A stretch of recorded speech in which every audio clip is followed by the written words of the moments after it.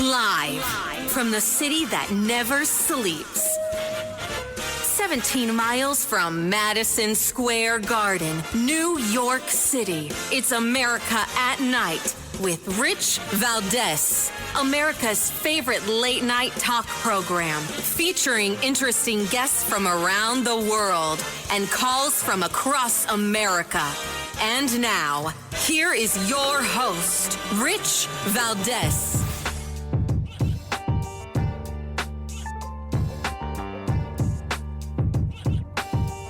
Hi there, good evening, and what's up, America? I am Rich Valdez, Valdez with an S, at Rich Valdez on all of the social media.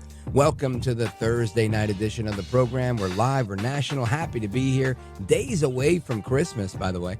And I want to go over a few things, of course, the news and some comments and some thoughts and some reactions to things. So hopefully we can get it all in. But Capitol Hill today, the swamp struck back. And this is, again, it's how the swamp works. We've got a report from Fox News. Listen to this, then I'll react. Well, they just defeated this bill, which was the new interim spending plan that House Speaker Mike Johnson put out. It would have funded the government for 3 months. President-elect Trump was behind this. It had $110 billion in disaster aid. And this needed 2/3 to pass, and they weren't even close to getting that. I mean, there were a significant number of Republicans who voted no. In fact, it didn't even get a majority had they done it under the regular process here.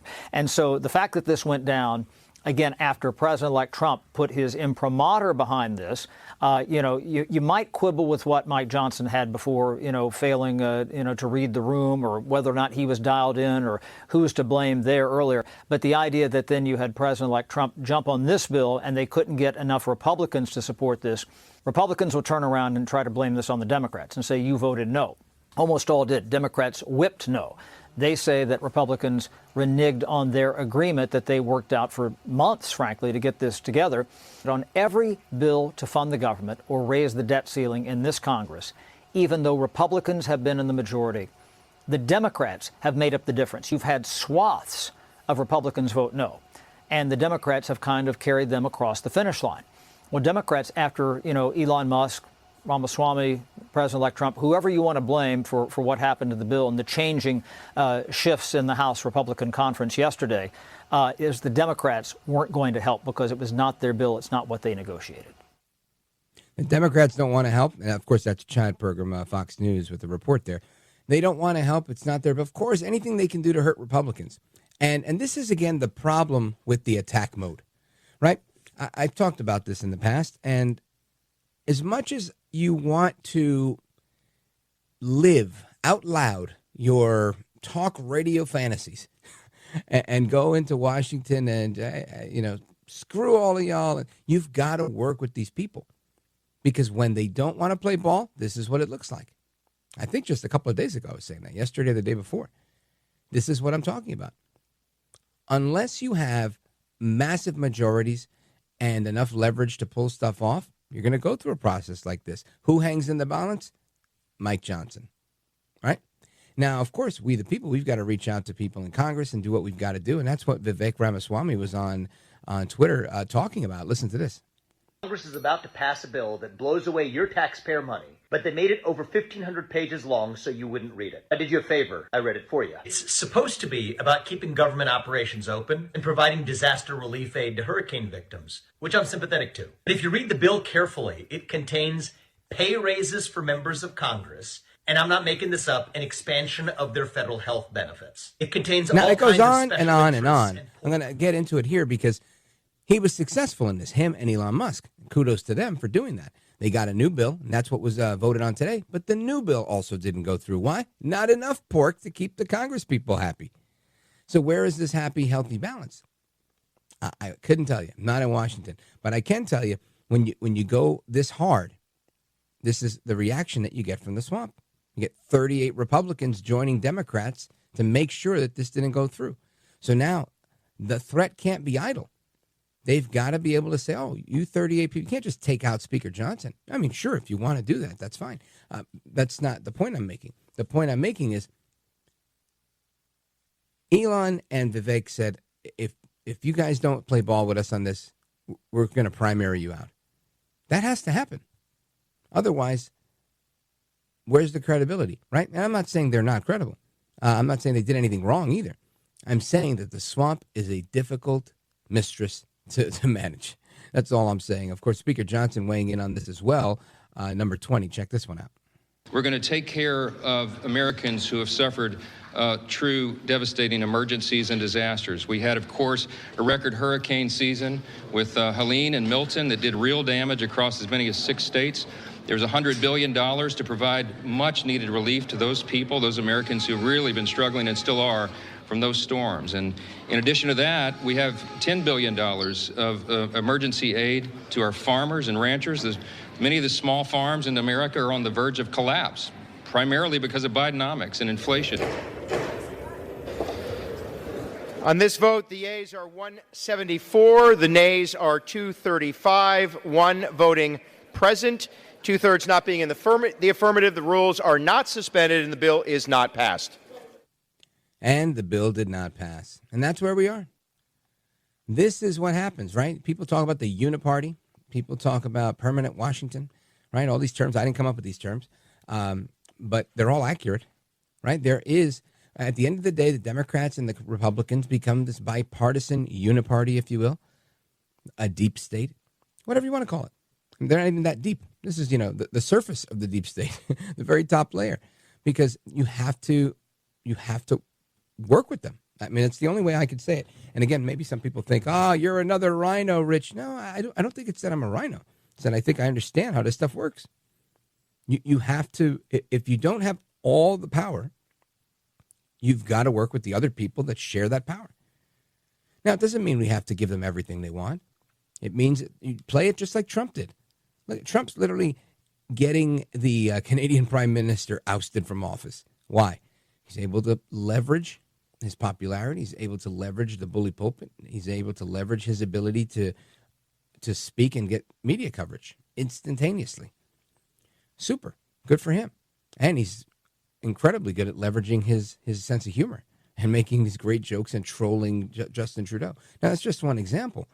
But that has to be done here in order to leverage all of these members of Congress. Now, of course, they might need help. That's why you heard Vivek Ramaswamy saying you got to call your member of Congress. I agree with that, too. When you have the will of the people, you can do a lot. Trump signed on to this. He has the will of the people. But these Congress people dug their heels in. Why? Because they are addicted to cash. It's the bottom line. They are addicted to cash. Washington is an interesting animal, and we may not like it, but it exists. And the fact that it exists and it exists in a particular way, the way it does, doesn't mean that we just get to say, well, that doesn't make sense to me, and I don't think it's common sense, and I think that's wrong, and that should change. Things don't change that way, right? These things are codified, right? Congress works the way it does because it's been created to work this way. So you need a systemic change, something that you could bring about through legislation, something you could bring about through lobbying and bringing new, and I don't mean lobbying for new laws, I mean lobbying to bring in new talent into Congress. Then you can start to bring about that change. But with where we are now, with this historic victory of Trump and whoever got swept into office with him, that's what we're working with here, right? Or we're about to work with come January. But we're not in January. We're on the 19th of December. And we got to deal with what we've got right here, right now. And this loosely coincides with a point that I made yesterday. And I think some people, I know some people were rubbed the wrong way by this. But we were talking about hearings, right? Hearings, people were talking about Kamala Harris hearings. And I said, yeah. And a couple of callers called in with remarks about the hearings, saying, what's the point of hearings if people aren't going to be held accountable? And I think sometimes this word accountability is somehow conflated or misused with prison. Accountability doesn't always mean prison. Oftentimes it doesn't. I don't think we've ever lived in a society where politicians go to jail on a regular basis. I don't think that's a regular occurrence. I think it's an irregular occurrence. And oftentimes, the ones that do end up getting some sort of pardon from another politician. whether it's immediate or a little bit later. But it happens. Why? Because that's the way the system works. The system is bigger than you. It's bigger than me. It's bigger than a lot of people. Now, of course, your argument is solid when you say the system shouldn't be bigger than us because we are the people. And my Constitution reads, we the people, at the top of it. Yes, mine too, and I agree with you.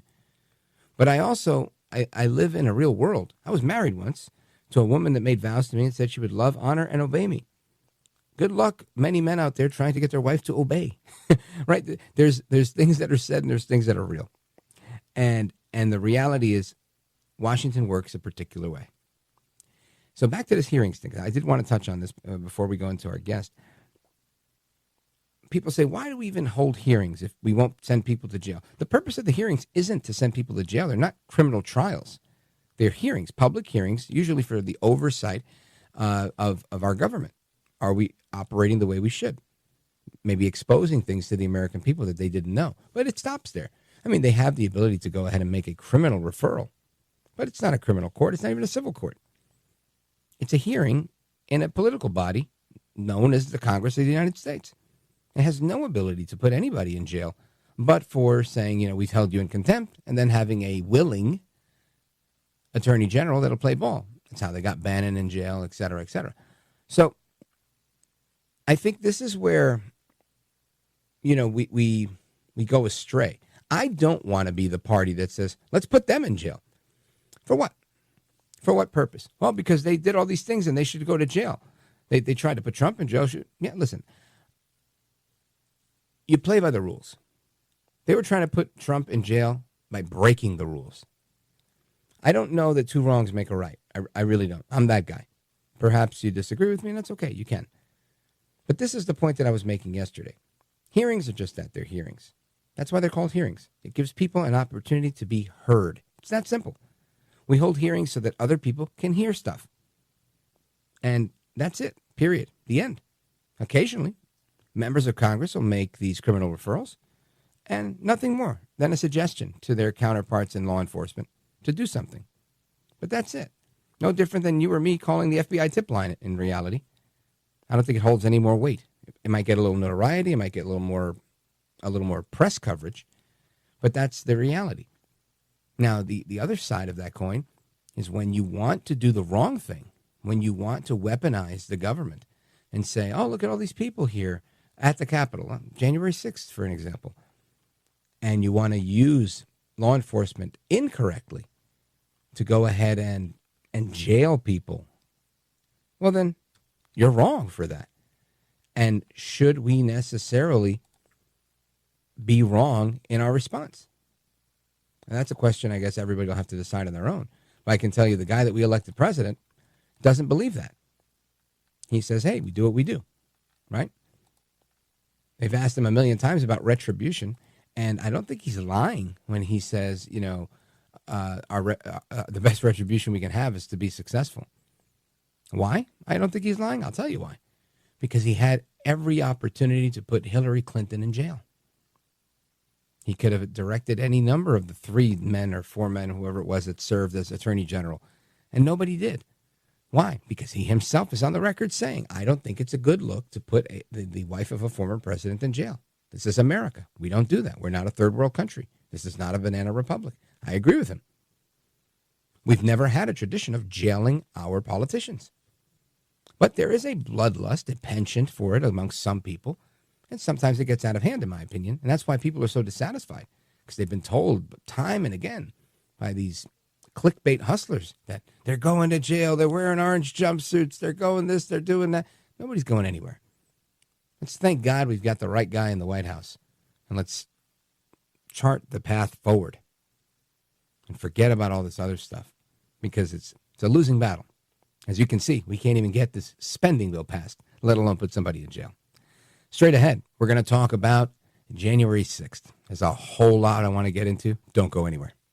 This is America at Night with Rich Valdez.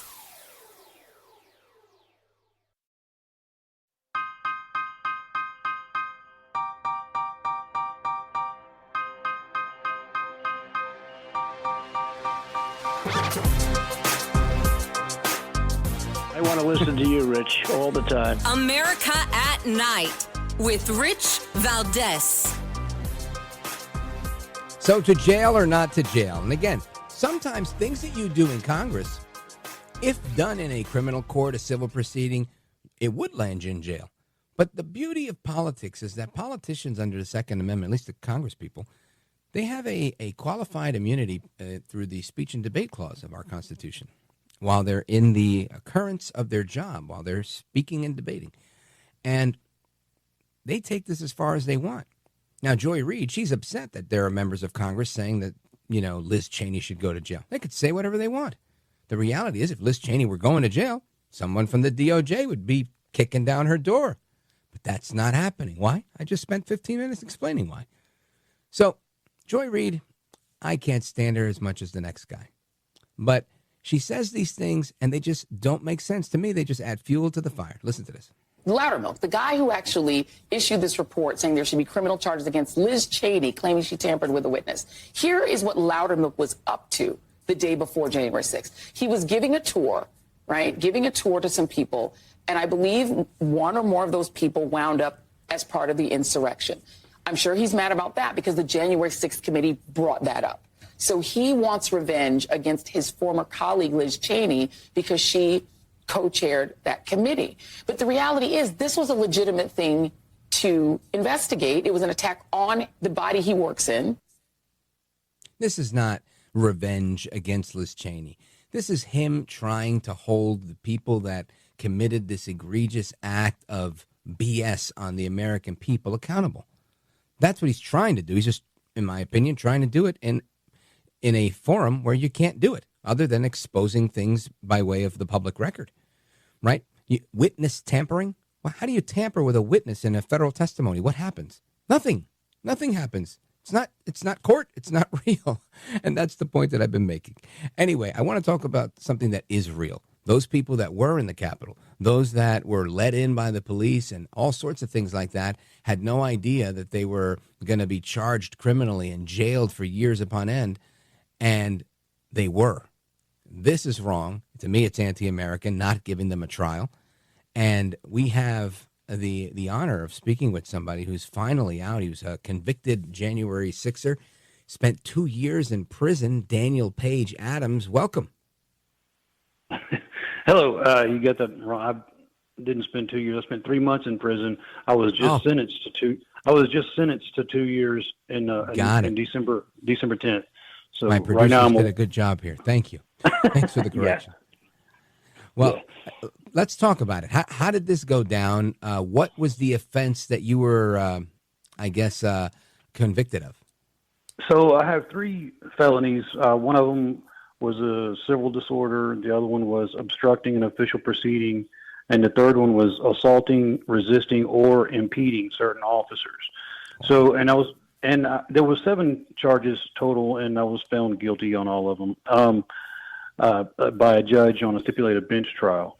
Now, after... Well, hang on. Before you go forward, I just want to remind people. Folks, we're on with Daniel Page Adams, 3 months in jail, just got convicted of a sentence of 2 years. We're coming right back to him because all of this, how did it go down? There was an FBI raid at his house. He had his wife and kid at gunpoint. Absolutely crazy. They took away his guns. Keep it locked right here. We're coming right back with Daniel Page Adams.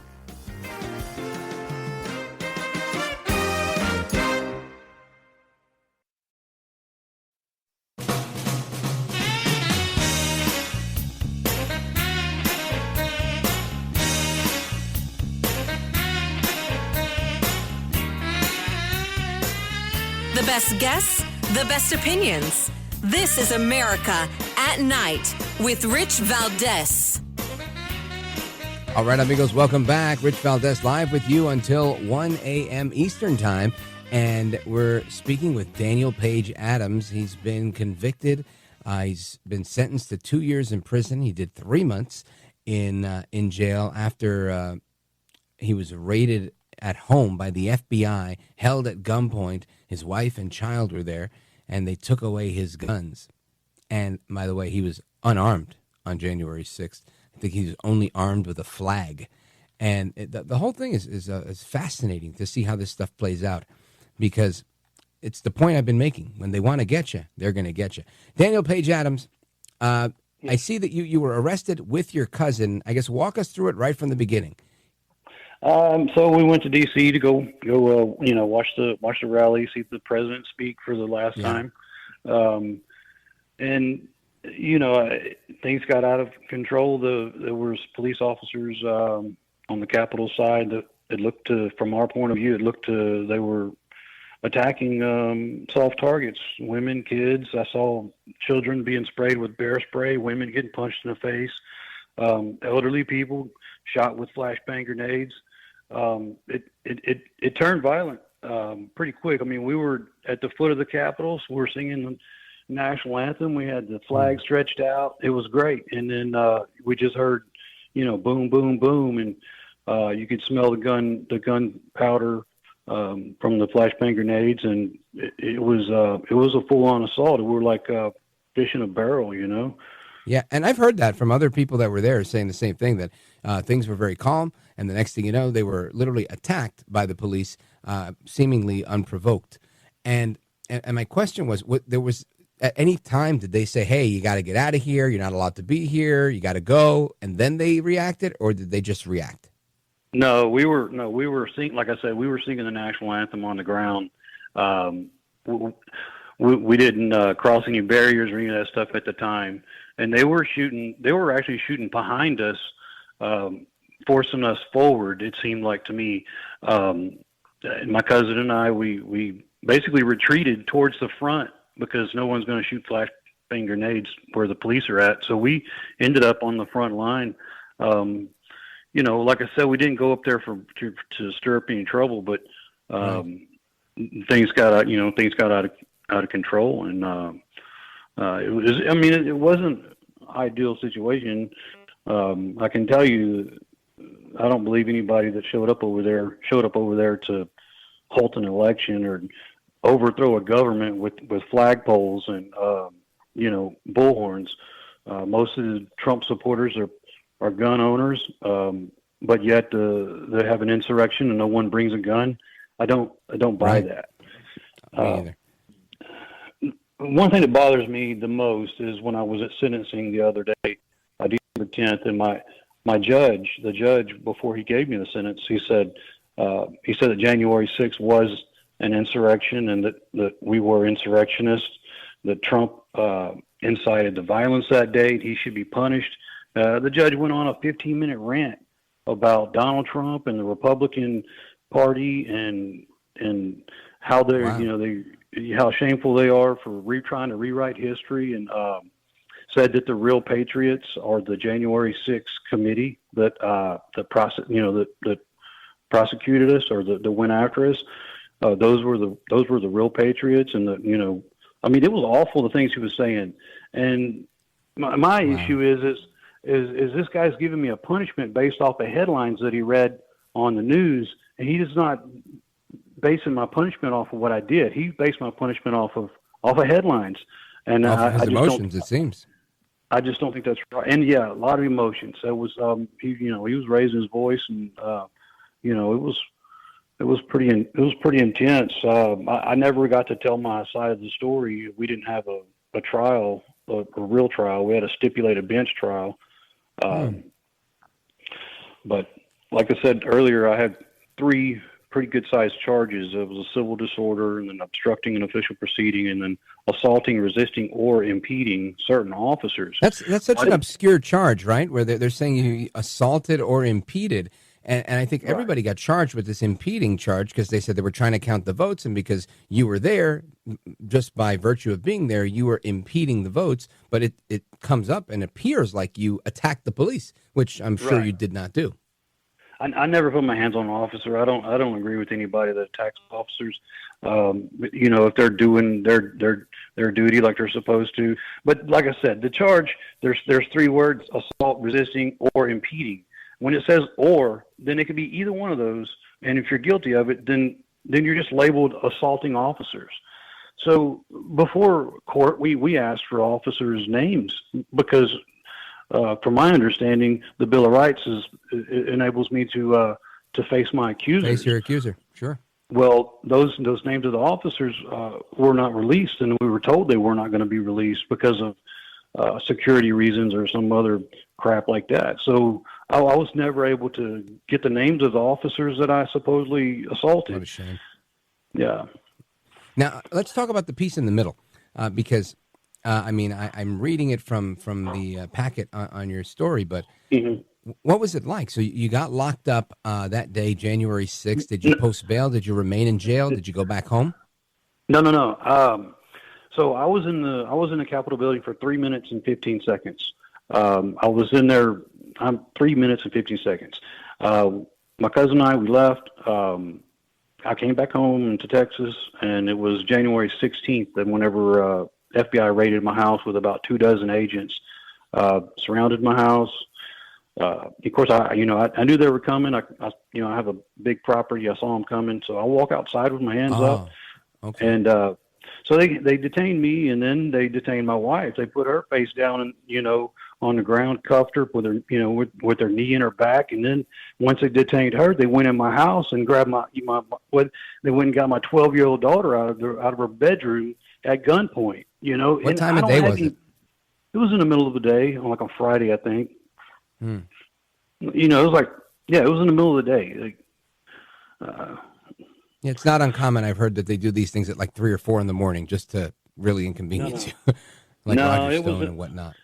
No, I was outside working on my fence whenever they were coming. But middle of the day, and like I said, no prior trouble with the law or any of that stuff. No reason to send SWAT team and armored cars and full blown tactical gear like they're coming after Bin Laden or something. Yeah. So you how did you end up getting out? Was it bail or was it time served? How did I interviewed a guy last week that was in jail, and I think he's still in jail. He called from prison. 1,400 days he's been there. So how'd you get out? Jake Lane. His name is Jake Lane. I met Jake Lane. So I was arrested in Livingston and detained at the ICE facility, and then I got extradited to D.C. And then when I got to the D.C. jail, that's when I met guys like Jake Lane and Dominic Pizzola, Richard Burnett, the guy that had his feet on Pelosi's desk. And so he's a nut, yeah, but he's making history for sure. Yeah. I can tell you, Jake Lane is a solid guy, man. He's a young kid, but he was there. He helped everybody cope with the incarceration part. He's a really good guy. But so I was there. So I was in jail for three months, and it just it was grace of God, I guess. I ended up in front of a judge, and he grant me my bond, so I was able to get out.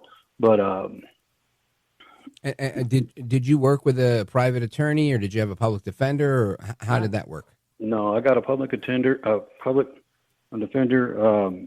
and he did a pretty good job. We slow played it. I mean, I'm not in jail right now, so I'd say he did a good job, because a lot of folks in my same situation, but they're behind bars, so not real fair to them. But my attorney was really good. I can't complain about him. Now, when you were in custody in D.C. With Jake, I've heard the conditions in this facility are really, really bad. Is that what you experienced? So we got to C2A. It was called C2A and C2B. Those are the two pods that they kept the January 6th. C2A is where they kept you for 2 weeks because of COVID protocol, and then they moved you. Well, when we got there, this was an area of the jail that it looked like it had been condemned or something. It was used for storage. Well, they moved everything. So the cells haven't been occupied in a long time, and there was black mold all over the walls. This side of the jail, it was exterior walls in our cells. In other words, when you're in your cell, right outside the wall is the outside. So, right. So when the temperature would change, the sun would come up, it'd warm, and the sun would go down and get cold. And the walls on that exterior walls would sweat real bad. So it was constantly wet in there. It was always dripping. That's why it was moldy. There was black mold everywhere. And so, I mean, it was horrible. It was horrible. The sinks and everything was, there were the old porcelain style sinks, not the stainless ones they had everywhere else. And the pipes were just filled up with slime and everything. It was terrible. And then, you know, the guards in there, the COs, a lot of them had, you know, Black Lives Matter mask over their face, and they would come in there and, snap. you know, yeah, they would give us a hard time whenever they're watching TV and the TV showing that saying that we're white supremacists, and then, you know, these guys, you know, they made it real hard on us with all that, you know. Wow. So the propaganda perpetuated by the media, it even affected the prison guards. And that's just crazy to me. Absolutely. Oh, absolutely. Oh my God. Yeah. Yeah. They'd be out there doing push-ups outside your cell and, you know, just trying to intimidate you and threaten you and all that. About a month into my DC stay, there was a guy in there locked up with me. What the heck is his name? Ryan Samsel is his name. And, he ended up getting into one of those guards, and that guard, beat that poor boy almost to death. Wow. And I mean, it's no lie. And, you can look this stuff up, and, like I said, I was there. It was horrible. But I mean, the media really made us out to be racist and all that, and, which is not the case, wasn't the case at all. And, we endured some punishment in that DC jail over what the media was playing. Wow. Now, Daniel, I want to ask you a couple more questions, but I got to take a quick commercial here. Are you able to stick around for a few more minutes? Sure. All right. Stick with us, folks. We're coming right back with Daniel Page Adams. This is America at Night with Rich Valdez. Call now, 833-4-VALDEZ. That's 833-482-5337. 833-4-VALDEZ. That's Valdez with an S.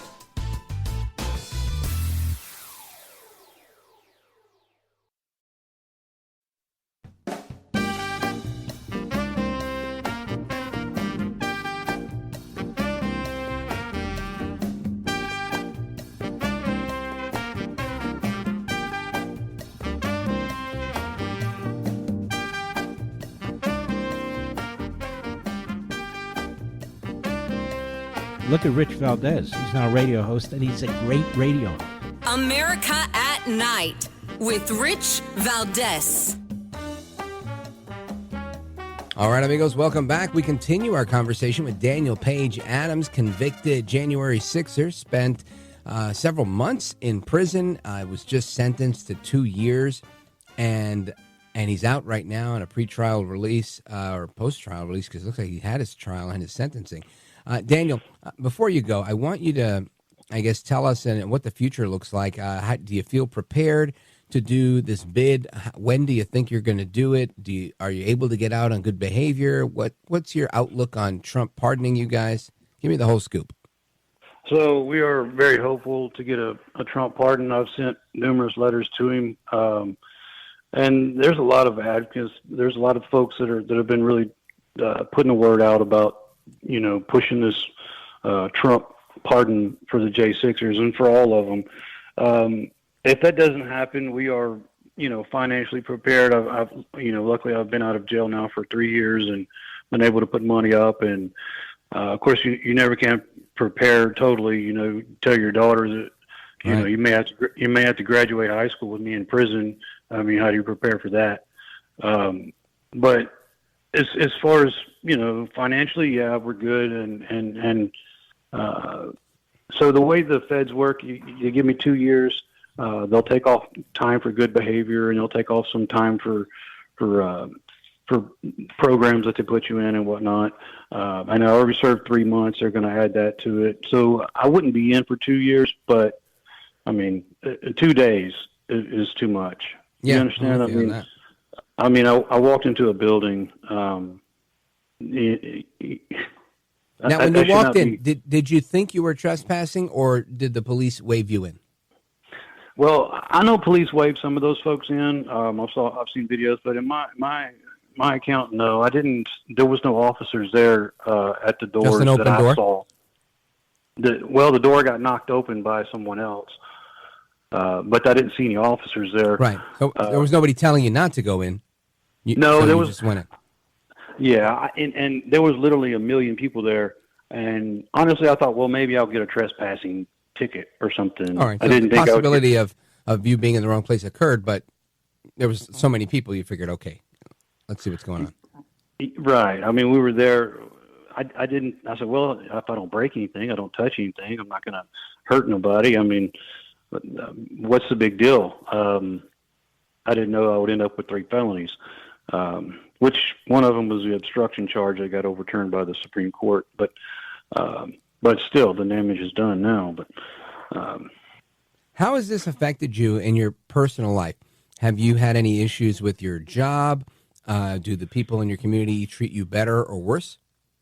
Everyone has their own opinion of what happened on January 6th, and they treat you accordingly. I can tell you I've lost a few friends over this, and I've gained a few friends over this. So all in all, I'm okay with that. As far as my job goes, I work in oil and gas. Prior to January 6th, I worked in the refineries. Well, after my arrest, I was put on a no-fly list. I was, I don't know, terrorist watch list or something, but they took my work credentials. I had a TWIC card, my work credentials that allowed me to go in the refineries. Well, I couldn't no longer go in the refinery. So I still work oil and gas, but I work in the midstream section of oil and gas. So, I still do the same thing, but just I'm having to travel more for work, basically. But I did lose my job. So, man. Now, I guess all this said and done, do you do it again? Hell no. No, I would not do it again. It caused my family so much agony and pain that if I could take it back, I would. That being said, if January 6th hadn't happened the way it did, we may have another issue at the election for 2024. Right. You know what I mean? Yeah. So if there's any silver lining of it, I know there were a lot of election laws changed after January 6th, so maybe the country is a little bit better off with the new laws that have been changed, the election laws that have been changed. So, I think there's a lot of people paying attention to that. Folks, we're on with Daniel Page Adams, convicted J6'er, and I wish you the best, brother. Merry Christmas to you and your family. Godspeed to you.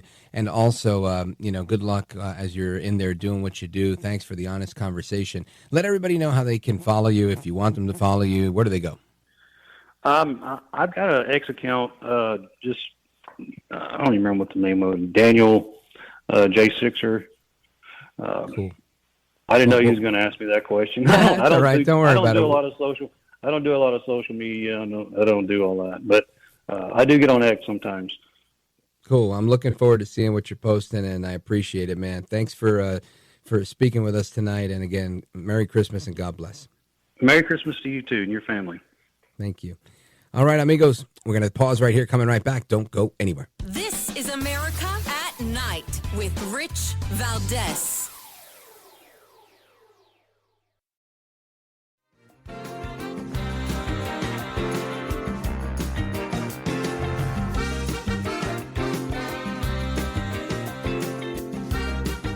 All right, amigos, we continue the conversation. There's more to come. Your calls and more are coming up. Plus, some conversation about the border, the disastrous vote on the bill today. We'll get back at that, plus everything else that's going on. There's plenty in the news to talk about, and Christmas is coming. Naughty, nice, AOC's talking smack, Trump puts her in her place. Man, I got a lot for you. Keep it locked right here. I'm Rich Valdez.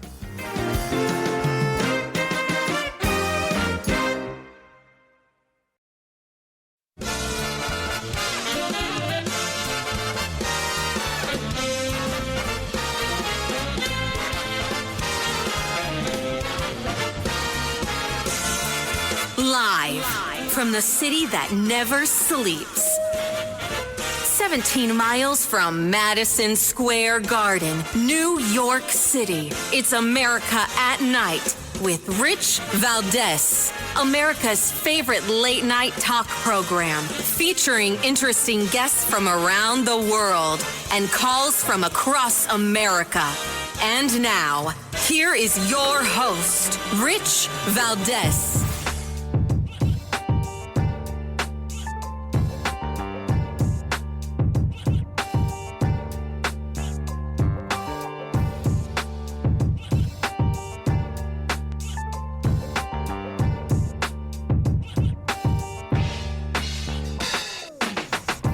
Hi there, good evening, and what's up, America? I am Rich Valdez, Valdez with an S, at Rich Valdez on all of the social media. Welcome to another hour of our program. We're live, we're national. This is the Thursday night edition of the program. Happy to be here with you. It's truly an honor. The phone number, if you want to join me on the air, 833-482-5337, 833-4-Valdez. And I got a whole lot I want to talk to you about. I really do. And, there's only 3 hours in this show. I'm lobbying for a fourth hour, so if you guys want to join me, call your local radio station, say, we need Valdez for another hour. Some of them might say, we're trying to get rid of this guy. But I do appreciate the support. Anyway, I want to start with this guy, Mangione. Luigi Mangione, he's in court again, and he was extradited and whatnot, and was met with you listen to the report. I'll give you my thoughts after. Luigi Mangione arriving in New York City Thursday afternoon, brought by helicopter and greeted by federal and local officials. The alleged killer then making his first appearance in federal court, facing 4 new federal charges, including murder through the use of a firearm. He did not enter a plea. He's expected to be remanded to custody at a federal jail in Brooklyn. The federal criminal complaint says Mangione traveled from Georgia to New York, for the purposes of stalking and killing Brian Thompson. Thompson was the CEO of United Healthcare. The complaint contains excerpts from a notebook police say they seized from Mangione after his arrest.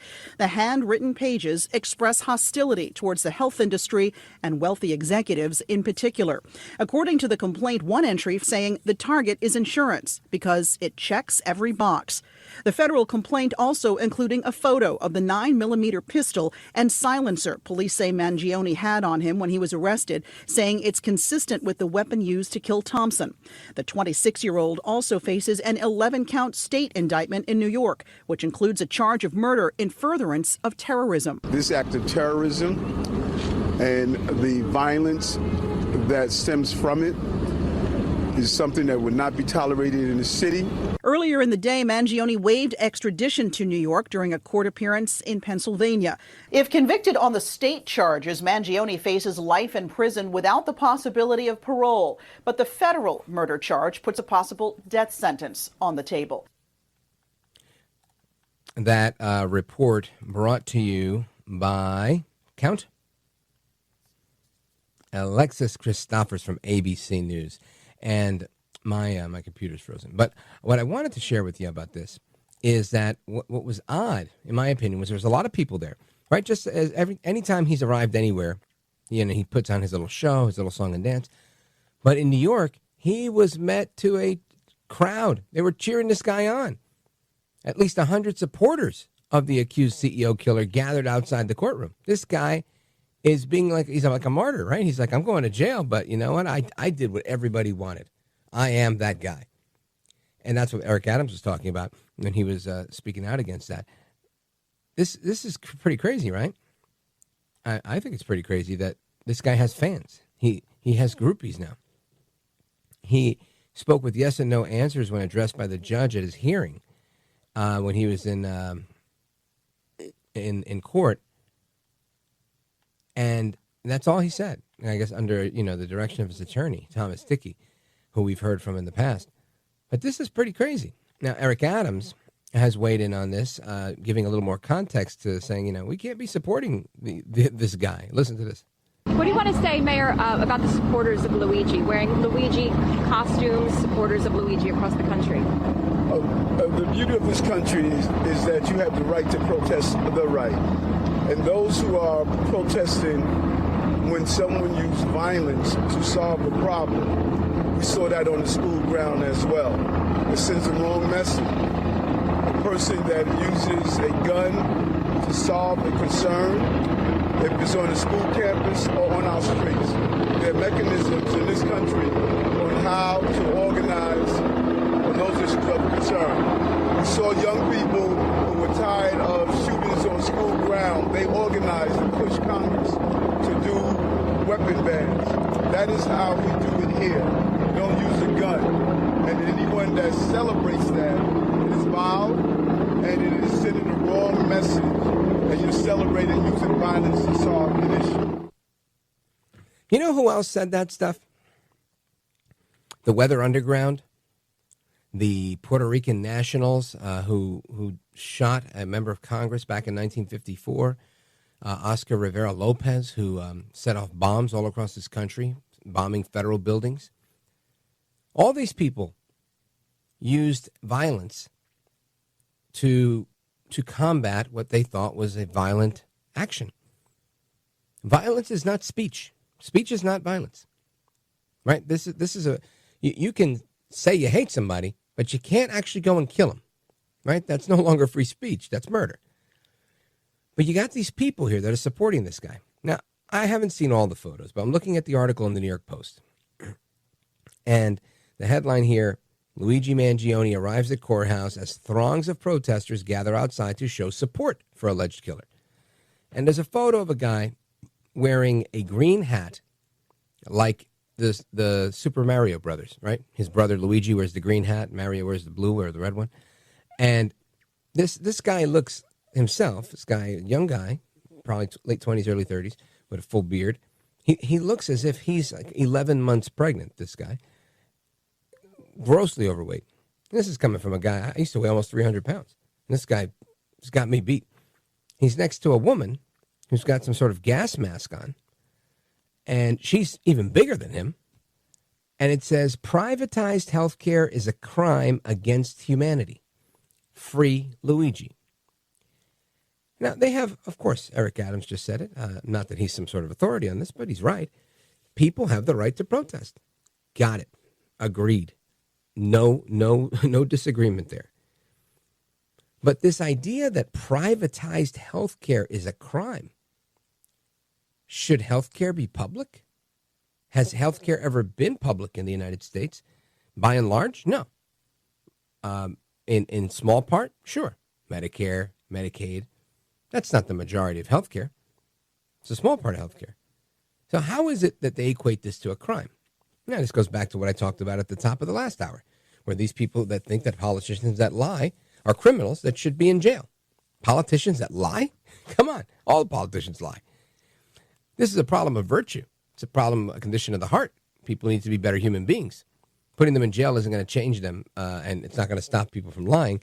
And saying that healthcare as it stands today, which is private healthcare, is a crime.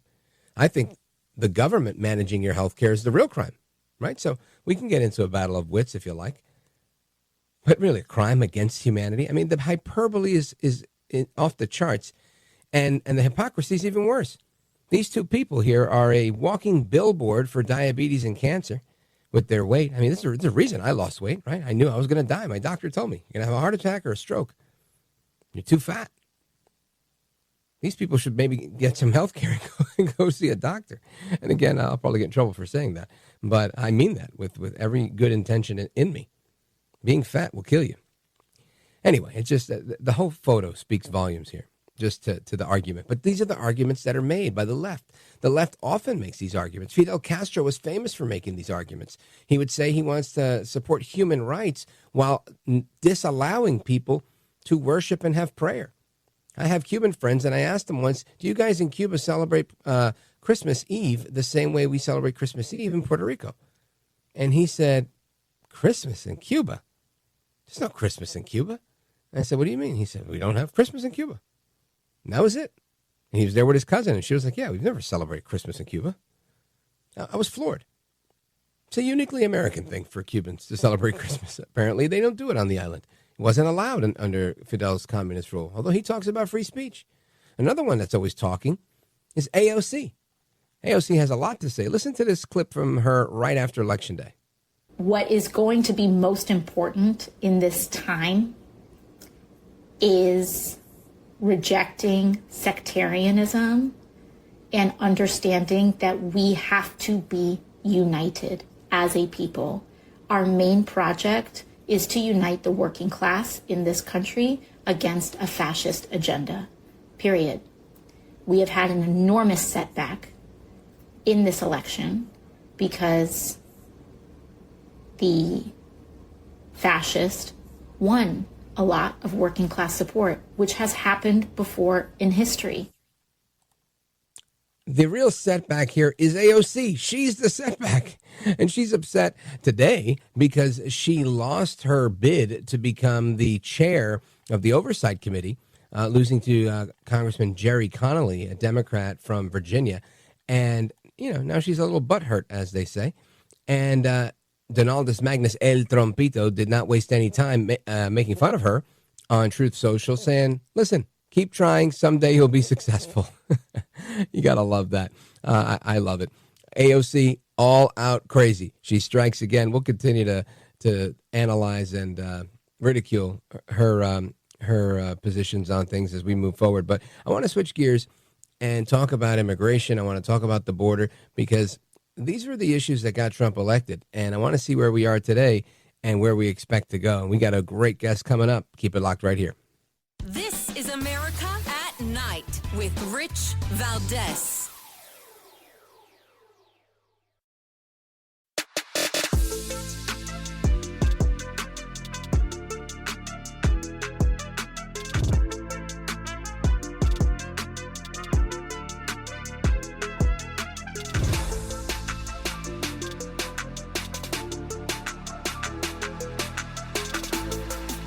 Well, thank you, Rich, and thank you for everything. I know you very well, and I listen, but I have a lot of people that listen, and they love your show, and I appreciate it very much. America at Night with Rich Valdez. All right, amigos, welcome back. Rich Valdez live with you until 1 a.m. Eastern Time, keeping you up to speed on everything happening in America at night. And our phone number, 833-4-VALDEZ, going to your calls in about 20 minutes or so. But right now, I want to bring your attention to a conversation that the incoming border czar, Tom Homan, former ICE chief, had with CNN's Caitlin Collins. Listen to this. I know you said it starts on day one, but after how many days will we actually start to see that happening? Day one. Day one will be ICE officers across the country will be out on the streets. Right out of the gate, President has made it clear, and I've made it clear, the priority right out of the gate is public safety threats and national security threats. And there's plenty of them to find, right? I looked at the data under the Biden administration. The deportation of criminal aliens have decreased 74%.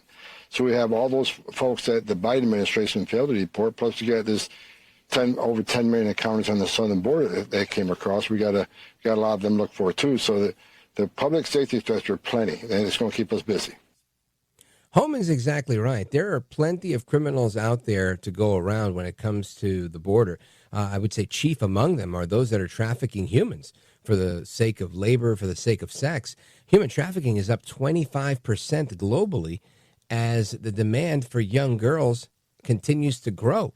Now, this is a shocking article by Anna Giaritelli from the Washington Examiner, and she's with us now to walk us through it. Anna, welcome. Hey, Rich. Thanks so much. It's my pleasure. Thank you. And this is a topic that I would say is probably one of the few that are in the national discourse that's pretty nonpartisan. I think I could find as many left-wing Democrats as I could, right-wing Republicans that agree we should not traffic small children. Yeah, and the report by the United Nations this week that trafficking was up, during the pandemic, and then since the pandemic has ended, it's violence against women. It's women and girls tend to be overwhelmingly the victims, the people who are being, I won't say profiled, but, going after us for this. This is a shame, Anna. Now, I get it. I've heard this critique of our country before, and it's it's something, honestly, I'm ashamed of, that we have such an appetite for this stuff as we do with illicit drugs. But it is what it is. And what I find interesting is that we it seems to me tied to the economy, at least the slave labor stuff. But I don't know what the trends are with the bringing in of children, young girls, and things like that as sex slaves. Is there a rhyme to the reason, or is it just the easier it is to commit the crimes, the more of it we're going to see? It's tied to the borders, right? There's people coming in, people bringing in people through the country, and it has everything to do with how secure your borders are going to be. And I know you played a clip of Caitlin Collins from CNN speaking with Tom Homan this week. Mm-hmm. I've known Tom 7 years. I spoke with Tom this week. I interviewed him myself. And Tom knows better than anybody else, as the former ICE chief, and now the borders are, that a crackdown on day one is going to bring you a much stronger border that is going to get down to human trafficking and stopping, not entirely, because you can't entirely stop it, but cutting down the means and the methods by which people are using to bring women and children and other victims into the country. I want to follow up on something you said. I agree with you 100%, by the way. But something you just said was, you said you can't stop it entirely, but we can bring it down. What's your take on why we can't stop it entirely? I just think you can't know entirely. You don't know what you don't know, right? It's the same kind of with illegal immigration. We know, we've gotten so good at the border to know known gotaways, people we can see coming into the country, but we don't have agents to go make an apprehension and arrest them. But what we don't know are the unknown gotaways, the people we can't see getting in over a hill somewhere in the distance. And I think that, like any crime, human trafficking is the same type of thing. Yeah, I agree with you. And this is part of what I think sometimes gets lost in the conversation, is that it's like any other crime. It might be more egregious than other crimes for many people in their view. But ultimately, the same way, nobody could come out and say, we're going to eliminate rapes, we're going to eliminate child abuse, we're going to eliminate murder. You can all you can do is try to prevent these things and crack down on them. But ultimately, we can't legislate morality, and we can't make a law against evil. Evil will continue to exist, and I think you just can't make it easy for the bad people to do the bad things. And so I'm glad you brought that up, because that's a point of contention that I have oftentimes with people. Now, as we move forward with this initiative of Tom Homan and President Trump to have aggressive deportation of criminal aliens starting on day one, what's your take, being that you're a border reporter, on how do you think this is going to be received? I'm guessing the left within the media is going to freak out. I think it's not going to be received well, certainly by part of the country. But I think at the end of the day, when you're, and Tom told me this week, you're going to have 700,000 criminals who are being targeted for removal. When you're removing those people, I don't think anyone back in the U.S. is going to be complaining about that.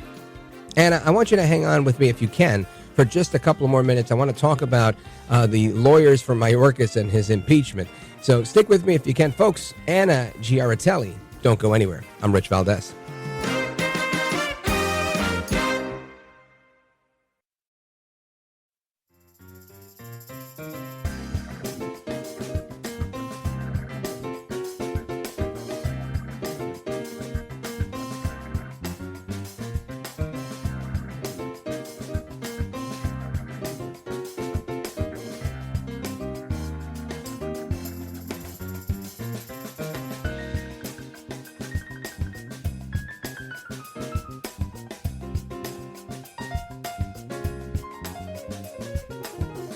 There is more news in your commentary, in your analysis, than there is on the news network. America at Night with Rich Valdez. We are meeting the immediate needs with the money that we have. We are expecting another hurricane hitting. We do not have the funds. FEMA does not have the funds to make it through the season. That, of course, is Alejandro Mayorkas. That was him failing the American people with the folks in North Carolina with the storm over there, and exactly the way he failed the people at the border. And this is why he was impeached. And there's some interesting developments about how he was defended, because honestly, I didn't know that he had 13 top lawyers defending him in this impeachment. But Anna Giaritelli knows all about it. She's the border and immigration reporter for the Washington Examiner, and she's still with us. Anna, tell us all about how the Department of Homeland Security hired these top dog lawyers to defend Mayorkas.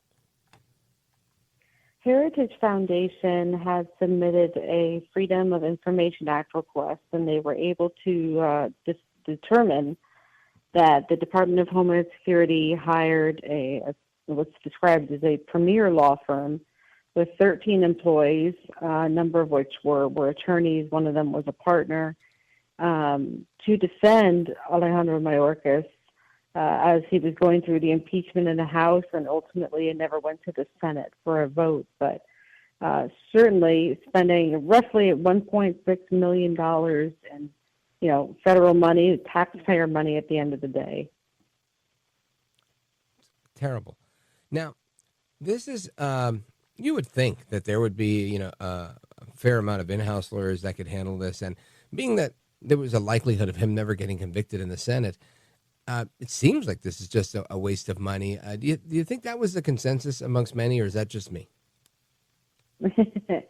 No, you would think the Department of Homeland Security has some great lawyers there, not just for Homeland Security related issues, but to defend the Secretary. The department has not disclosed why it chose to hire outside help. I think, that certainly is a question I'd love to know the answer to, but at this point, we've rolled on to so many other issues and crises and scandals going on within the government that it's just become sort of an old question. But I agree with you; it's a good question. Now, Anna, I think these are great articles that you've put together, and it seems like you're doing amazing work on the border and covering the immigration debacle that's going on daily right beneath our noses, which I often think is probably the biggest case of human smuggling we've ever seen. And it's in many ways perpetuated and aided and abetted by our government. And if people want to learn more about your reporting, how do they find you? Where do they go? Yeah, they can go on Twitter or X and search Anna_Giaritelli. GIAR is the best way, so it's a tricky last name. Or they can go to WashingtonExaminer.com and just search Anna, and my stories will come up there. Outstanding. Folks, check her out on WashingtonExaminer.com. Her name again, Anna Giaritelli, and that's Giaritelli. I highly recommend it. Anna, thank you for being with us. Merry Christmas to you. Merry Christmas, Rich. Good night. You bet. God bless. And straight ahead, we're going to get into a conversation about other issues of national security. But I wanted to take a moment to just double down here on this immigration stuff, because this is probably one of the biggest fights we're ever going to have. And oftentimes when you have a big fight, it's meaty, right? There's a lot of meat on the bone here. And they're not, when I say they, everybody, all involved, are not always going to agree. And one of those battles is really over the 14th Amendment and the idea of birthright citizenship. And we've heard, we've had him on this program, Vivek Ramaswamy, who, this was a centerpiece of his campaign for president, was this idea that we cannot have birthright citizenship for people. If you're on vacation in the United States and your baby's born here, the baby should not be entitled to be a U.S. citizen based on this misinterpretation of the 14th Amendment. And this has been a back and forth, and Trump is on board with that. I think I'm on board with that as well. And we need clarification. And Tom Homan and Caitlin Collins, again, in this interview that they did yesterday on CNN, was good information here, had a piece of that conversation, and I want you to hear it. Listen to this, number 10. He believes that birthright citizenship must end. Obviously, that is no easy feat, given it is enshrined in the Constitution. But will he or anyone in his orbit direct immigration officials to stop giving out documents like passports or Social Security cards to babies who are born on U.S. soil, to parents who aren't documented? Look, I think that's up to the courts. I think that needs to be held by the Supreme Court. I kind of disagree with you. I don't think it's enshrined in the Constitution at all, not the way I read it. But then again, I'm not a constitutional scholar. We'll let the courts decide that on the birthright of citizenship. I'll say this. It's a major driver, a major magnet for illegal migration. And under this administration, you got a record number of illegal aliens have dying crossing the border. You got a record number of Americans dying from fentanyl coming across that border. You got a 600% increase in sex trafficking. So we got to stop these magnets. We got to stop rewarding illegal behavior, because that's exactly what we're doing. Yeah, of course, it's the 14th Amendment, as you know. Yeah, it is in the 14th Amendment, and this has been an age-old debate, and somebody needs to bring that case. I agree. Bring it to the Supreme Court. Let them interpret how this needs to be read, because I can say one thing. I don't think the country is really benefiting from this idea that you can come here on vacation, you could be passing through, and for whatever reason, right, here on a work visa, here on a whatever, and have an American baby. And the reason why? Because you can't do it everywhere else. And not that we have to operate like everybody else, but it kind of makes sense, right? That you would not just be given this ability unless, there are some other factors involved, like you actually live here. That would make sense. So an interesting debate, one that I'm looking forward to hearing more about. And I don't know, maybe we'll do some calls on that when we return. Of course, 833-482-5337. But first, I want to talk about national security and in terms of both here on the homeland and abroad, right? Keeping America safe abroad requires a Secretary of Defense that is all in. And Trump has named his man, Pete Hegseth. And Hegseth is a good guy. I've interviewed him in the past. He's a patriot, in my opinion.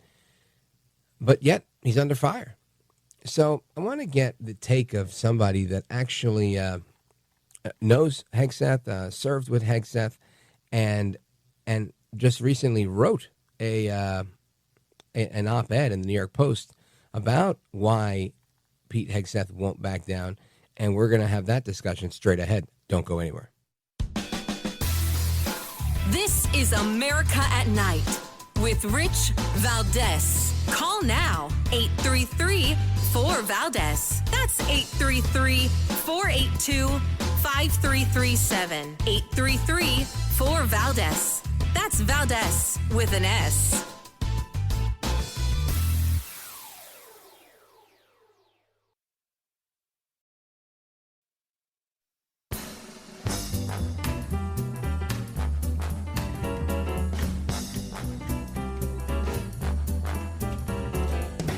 Now, 833-4VALDEZ. That's 833-482-5337. 833-4VALDEZ. That's Valdez with an S. Pete Hegseth is in no way qualified to be Secretary of Defense, and that's just I think those senators that you mentioned and probably others really can't get past that. I'm not sure they could get past the fact of this guy walking around with him who was court-martialed for that horrific incident. But he's, look, the world is on fire. The U.S. has forces around the globe and is constantly moving resources and people here and there, trying to put out the flare-ups of these fires as best it can, to keep our people as best we can out of harm's way while fulfilling missions.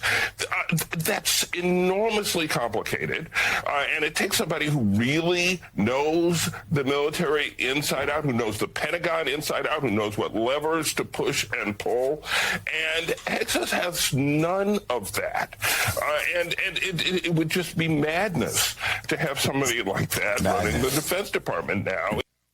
That is Eugene Robinson from MSNBC, and I played that for a long time, way longer than I needed to. Why? Because I wanted you to suffer just like I did when I heard it the first time. This man is not only one of the most annoying voices on MSNBC, but he's so off the mark. And I don't know, maybe it's just me, my own bias towards the sound of this man's voice, but it seems like he seems to utter sheer stupidity after stupidity after stupidity. Although I'm pretty sure he probably feels the same about me. Anyway, I want to talk to somebody who doesn't share that opinion. We've heard from Eugene Robinson. Now I want to hear from somebody who knows about this topic. He's a author of a book that you definitely got to get a copy of. He's also the author of an op-ed that's in the New York Post where he's defending Pete Hegseth and reiterating that he will not back down and America will be better for it.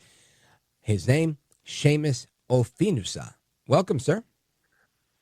Oh, thank you very much, Rich. It's such an honor and a pleasure to be here with you. My pleasure. Thank you. And I want to talk about the op-ed that you wrote. It was a little bit earlier this month. Why did you decide to support Pete Hegseth publicly with your op-ed in the New York Post? Well, because he was at his lowest point. This was during that week when he was under tremendous scrutiny, not just scrutiny, a number of smear campaigns with all sorts of scurrilous accusations against him. And if you follow the betting markets at all, they're a pretty good indication of what the popular mindset is. And Pete Hegseth, who previously was seen as pretty much a shoo-in because Trump nominated him, he dropped down to something like 10% odds of getting in. That just shows you what people thought. I'm like, no. This cannot stand. This cannot stand. And it's precisely at that point when he was at his lowest in the public perception that I raised my voice.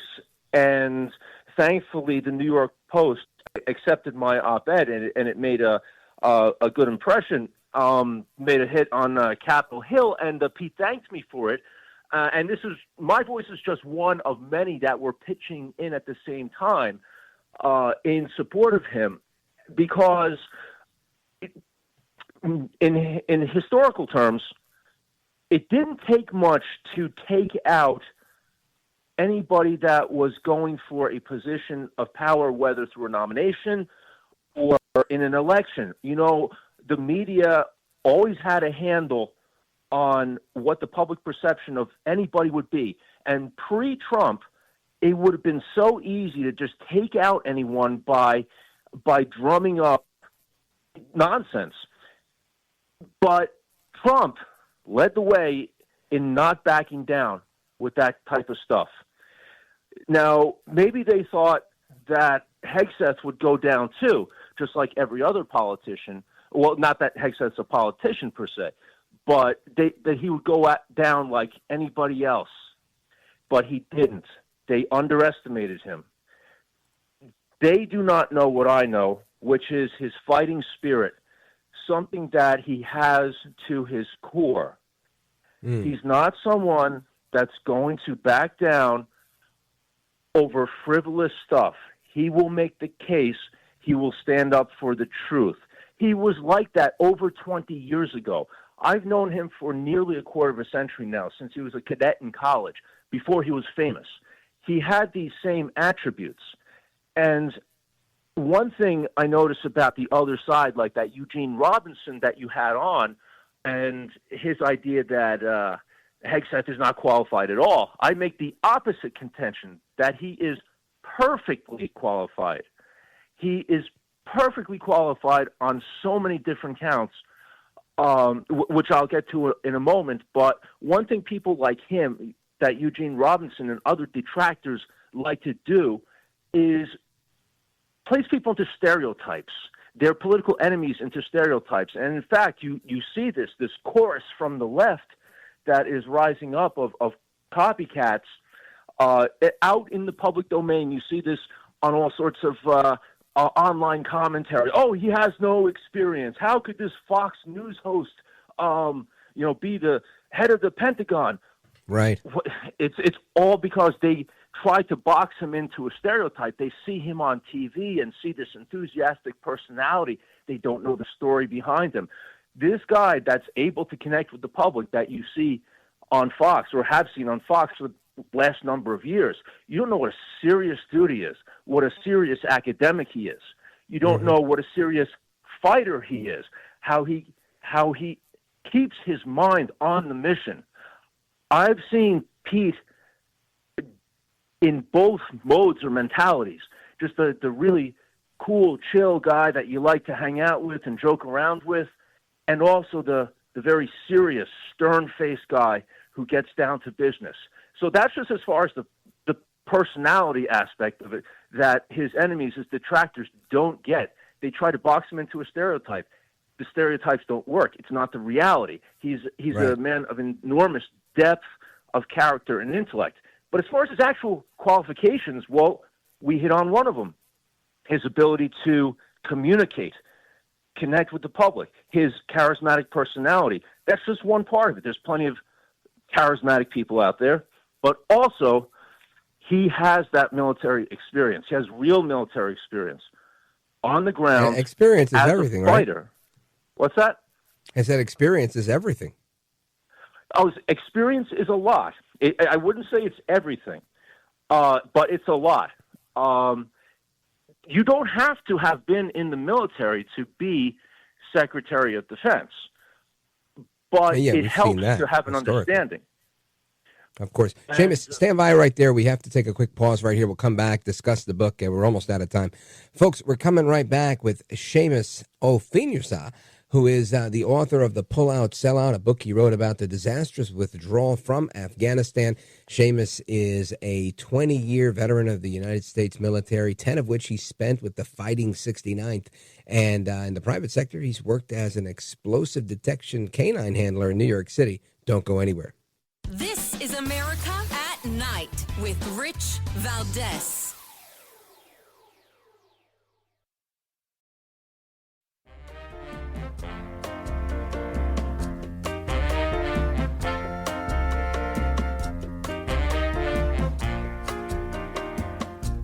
Call now, 833-4VALDEZ. That's 833-482-5337. 833-4VALDEZ. That's Valdez with an S.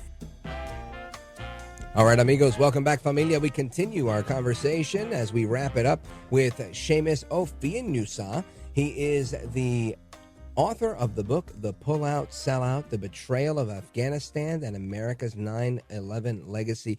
Seamus, let everybody know exactly where they can go to get a copy of your new book. Sure, Rich. The easiest place to go is Amazon.com. Just type in the search bar my name, Seamus, spelled Seamus, and The Pullout Sellout. And Afghanistan, so keywords like that. It is the first book-length critique ever written about the Afghan withdrawal disaster, so it stands as a testament to that period of time. So I'm very proud to have written it. It's very accurate in everything I said. Congratulations. Good luck with the book. And if people want to follow you on social media, where do they go? Go to Facebook. Ur Blasta is my name, and we're working on setting up some other sites right now in the Freedom Support Alliance as well. Outstanding. Seamus O'Fianghusa, and that's O'Fianghusa, if you're wondering. Seamus O'Fianghusa, thank you, sir. Merry Christmas and Godspeed. Thank you so much, Rich. Merry Christmas. Feliz Navidad. I love that. Thank you, brother. All right, folks, we're coming right back. Open phones across America. Don't go anywhere. I'm Rich Valdez.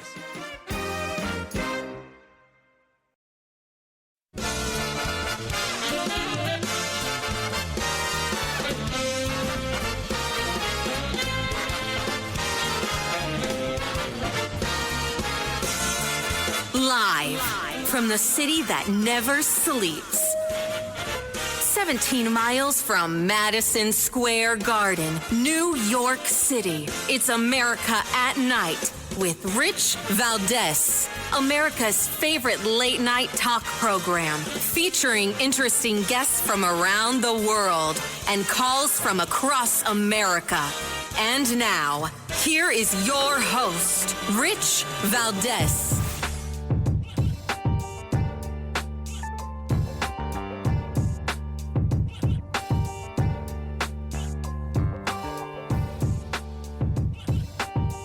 Hi there, good evening, and what's up, America? I am Rich Valdez, Valdez with an S, at Rich Valdez on all of the social media. Welcome to the Thursday night edition of our program. Another hour here for you. This one we like to call Open Phones Across America.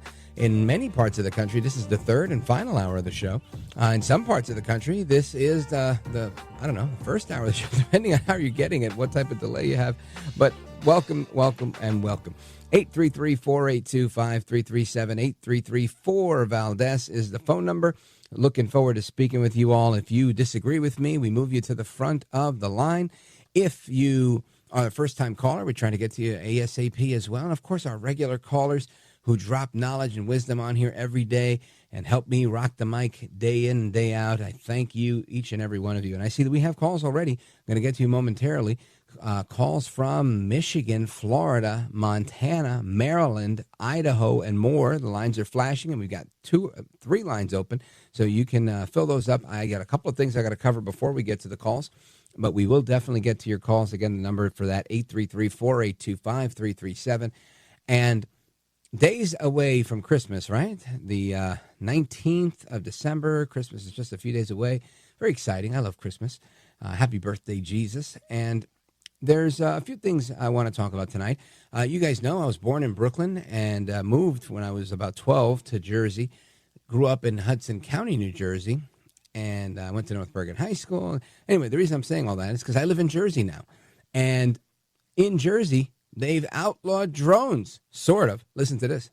Following the rise of recent mysterious drone sightings over parts of the Northeast, the FAA has issued a ban on them in several areas of New Jersey until mid-January.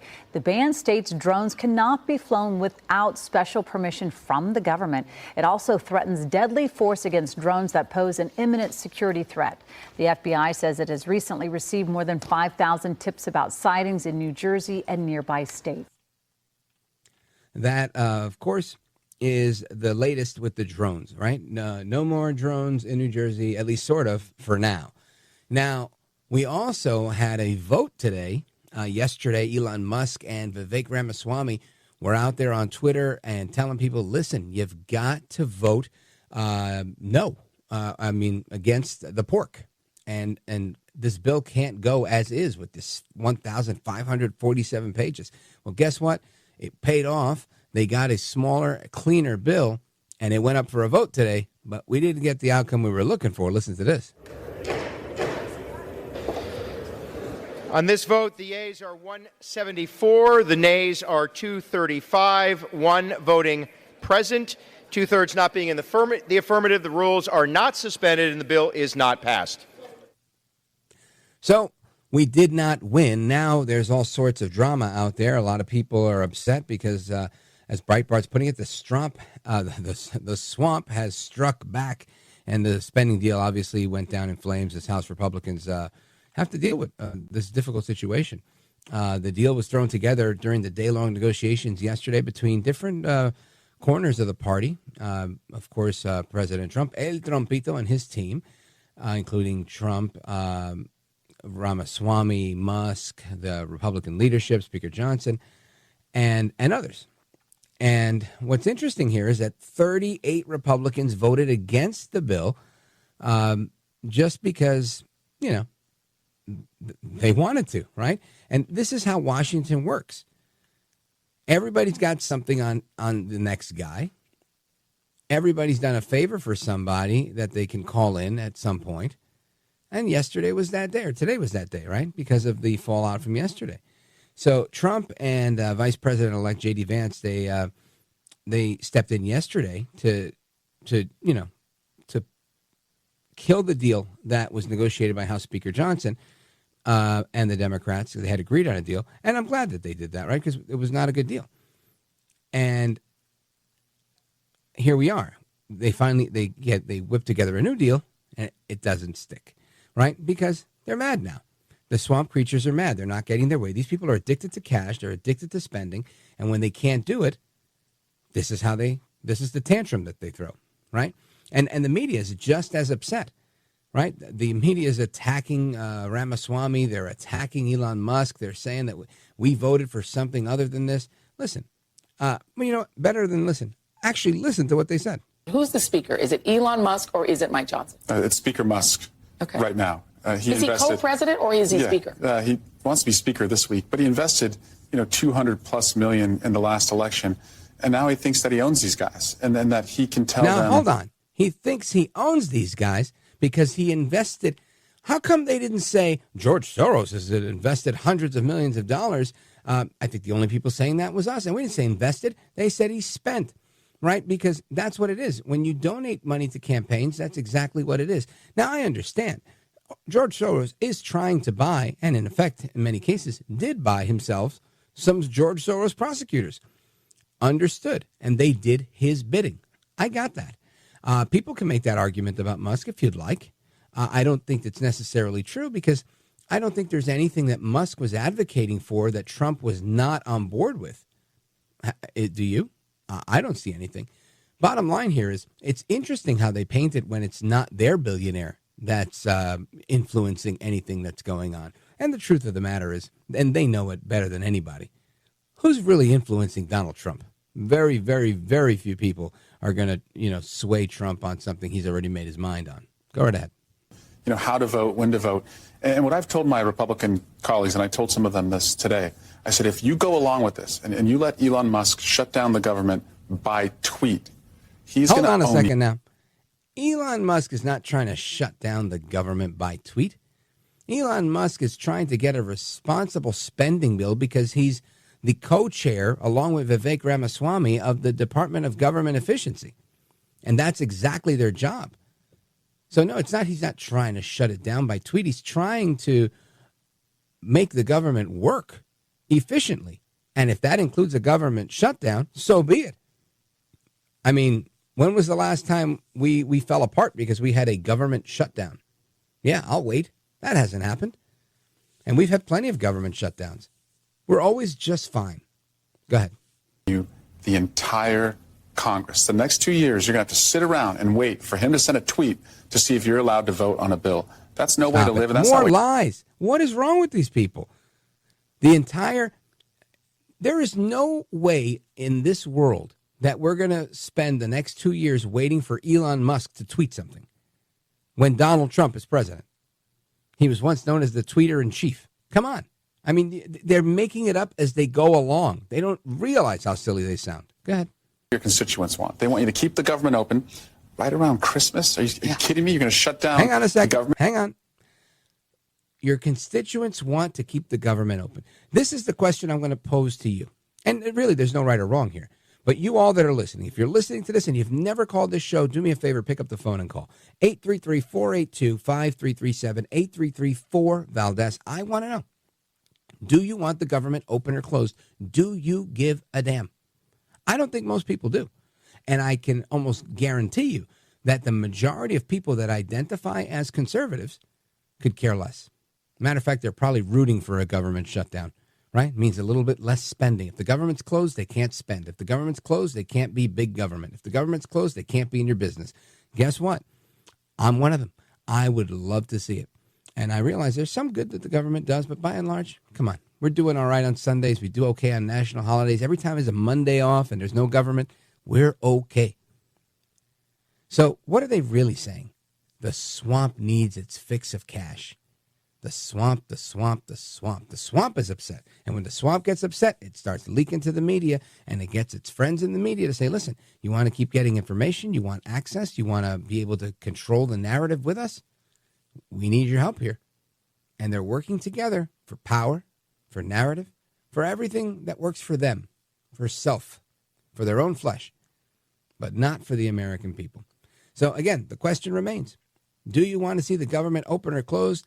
And do you think that Elon Musk is somehow the de facto boss here? Because that seems to be the rhetoric that I'm hearing. Give me a call, 833-482-5337, 833-4-VALDEZ. Play whatever's left in that clip. Not pay people their social security checks, TSA Hold on, agents. More lies. Can you tell me the last time we had a government shutdown and Social Security benefits were never paid? Yeah, that hasn't happened either. You might find an instance where maybe something went out late once, and late by what, 2 seconds? I mean, listen, this doesn't happen. They've always been paid. The Army gets paid. Everybody's getting paid. And even the people who didn't get paid got paid as soon as they reinstated the government. So I'm not buying it, not buying it at all. Go ahead. Who work hard and stand guard during the most busiest time at our airports, you're just going to let them suffer and not get paid? That's cruel. And that's, no way to let, these billionaire bros run the government. Hold on a second. Billionaire bros. What's really cruel here is torturing the American people and subjecting my children and their potential future children and generations to come to what's going on, the recklessness and the fiscal insanity that's going on in Washington. That is what, in my opinion, is untenable. Play whatever's left. And it's not helping the people who thought they were going to get helped with Donald Trump. Well, there you have it. I want to know your thoughts on this. I think this guy's a clown. What is his name again, Count? Oh, yes, of course. How could I forget? Eric Bang Bang Fang Fang Swalwell. What a clown indeed he is.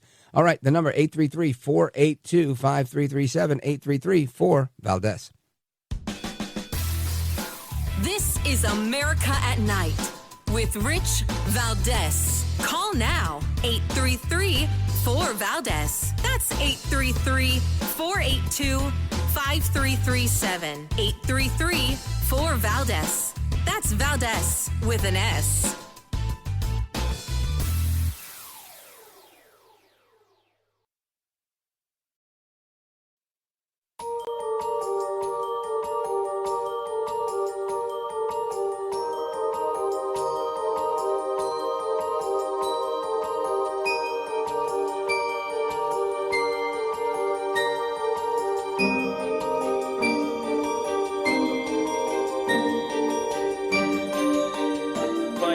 Across America to the liberty-loving Latino, Rich Valdez.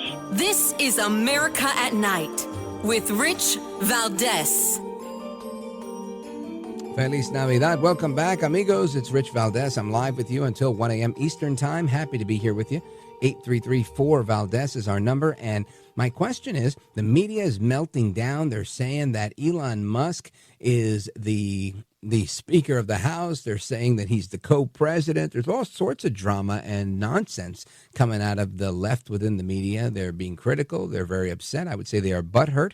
I want to get your thoughts and opinions on this. Let's go to Terre Haute, Indiana. Marcus is on the line, WAOV. Go right ahead. Your thoughts. Hey, Rich. Good morning to you and your listeners. I'm just curious as to the political power that the incoming party is supposed to have before they actually are sworn in to take over January 20th. The Doge, as they call it, which is really, really dumb, department hasn't even been sworn in to do any work yet. So them telling others that have negotiated deals, that are trying to finish up the last little bit of this Congress's business before they adjourn is just completely ridiculous. That spending bill was negotiated by both Republicans and Democrats.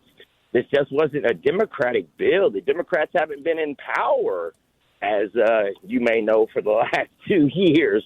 So this was all Republicans, and then at the last minute, Elon Musk, who doesn't have to worry about going to work on Monday, as a lot of our border guards, FBI agents.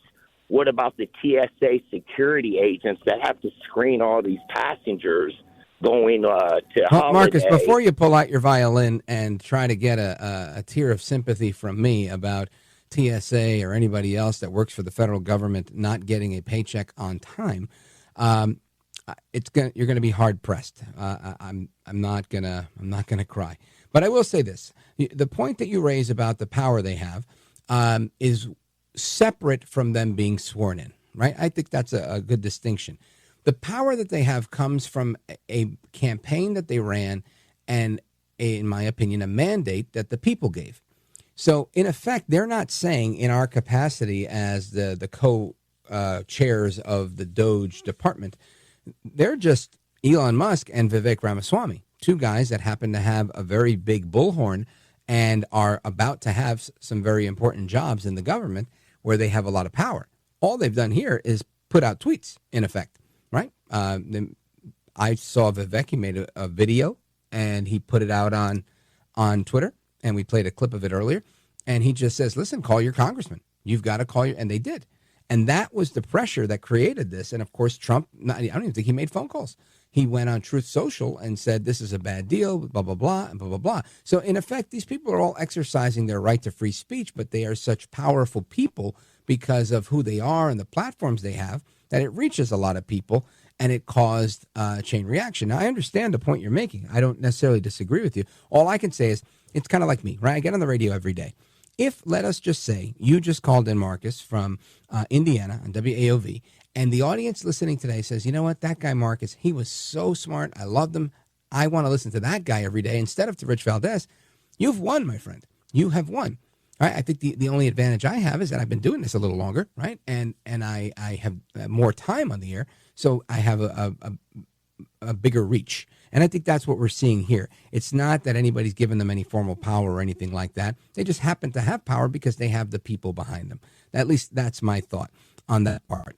On the other part, I agree that, Johnson could turn around and say, you know what, listen, Mr. President, you're not here yet. You got to let me get this stuff done. I got to do what I got to do. But at the same time, it's Trump, and he is the incoming president, and he's got to work with this guy. And there's no question if Matt Gaetz, who was just an outspoken congressman, real firebrand, was able to oust McCarthy. Clearly, Trump can oust whoever he wants, right, with the right amount of critique. So I think what he's doing is trying to get the government to be more responsible, to be more conservative, to be smaller, to have a deal that's more beneficial to the American people. And I'm happy that he's doing that. The outcome today wasn't exactly what we were looking for, but I'm hopeful that we'll get to that outcome. One thing I can say for sure is no sympathy from me about any border guards. They're going to go to work. TSA is going to go to work. Everybody's going to go to work. Because you know what? I signed up for this job, and I know the terms of my payments, and so do they. And they know that if Congress doesn't approve a budget and we don't get these spending measures in place, they're not going to get paid, and they're still expected to show up to work. That's just part of being a federal employee. So no sympathy from me on that front. Marcus in Indiana. It says here, Brazil, Indiana. Shout out to you, my friend. Thank you very much. Merry Christmas. WAOV in the building. Folks, it's Rich Valdez. We're coming right back. Your calls and more. Don't go anywhere.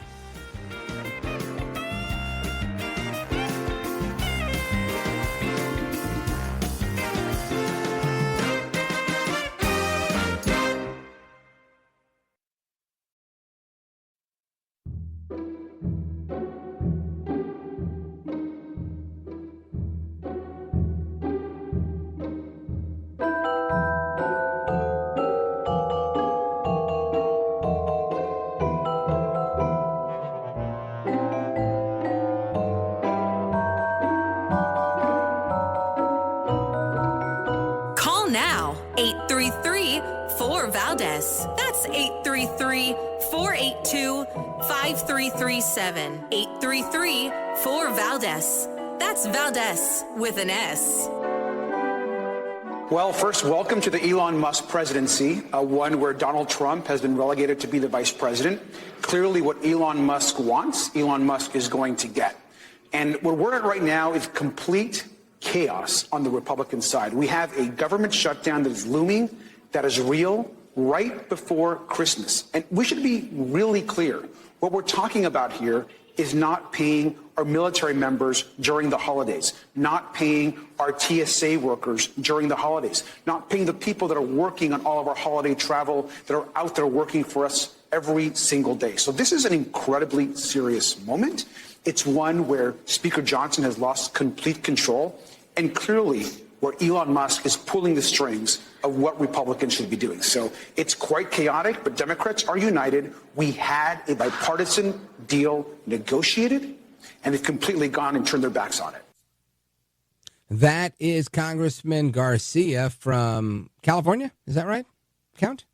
And let me tell you, at first I thought this guy's got to be one of the Ringling Brothers because he sounds like a payaso, like a clown.